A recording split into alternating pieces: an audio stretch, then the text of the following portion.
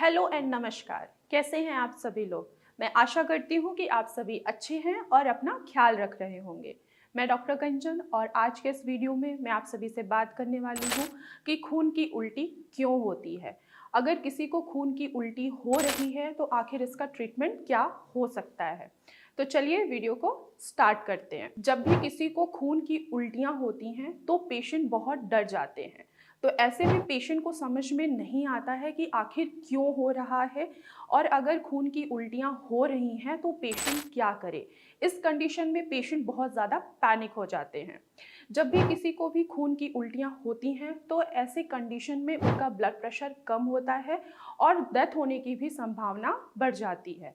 तो आइए जानते हैं कि जब भी किसी पेशेंट को अगर खून की उल्टियाँ हो रही हैं तो हमारी बॉडी क्या क्या सिम्टम्स देती है। तो आइए सबसे पहले उसको समझ लेते हैं। तो पहला सिम्टम है ब्लड प्रेशर का डाउन हो जाना। अगर आपको खून की उल्टी हो रही है तो आपका ब्लड प्रेशर कम हो जाएगा।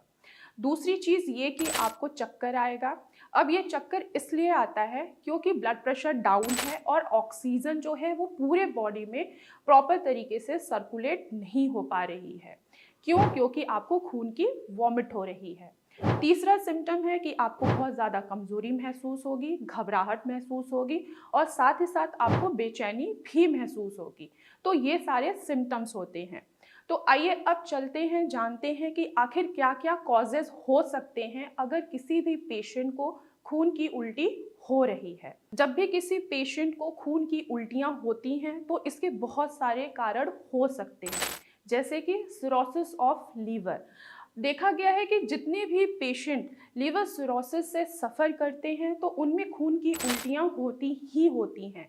क्यों? क्योंकि पोर्टल वेन का हाइपरटेंशन होता है और साथ ही साथ जो वेन है वो रप्चर हो जाते हैं। रप्चर होने के वजह से हमें दिखाई देता है कि हमारे वॉमिट में ब्लड आ रहा है। इसके अलावा अगर आपको क्रॉनिक ड्यूडनल अल्सर है या क्रॉनिक गैस्ट्रिक अल्सर है तो भी आपको खून की उल्टियाँ हो सकती हैं।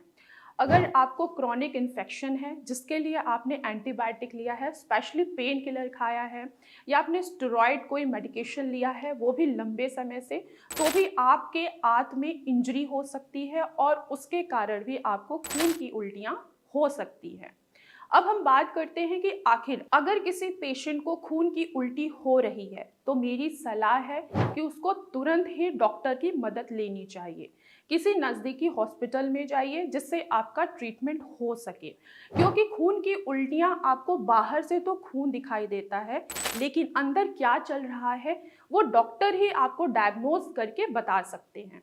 अगर आपको खून की उल्टी हो रही है तो डॉक्टर इंडोस्कोपी कराएंगे, पता करेंगे कि आखिर ये खून की उल्टियाँ क्यों हो रही हैं। आपका सीटी स्कैन भी हो सकता है, फाइब्रो स्कैन भी हो सकता है और साथ ही साथ बायोप्सी भी कराया जाता है कि ये पता चले कि आखिर ये खून की उल्टियाँ क्यों हो रही हैं।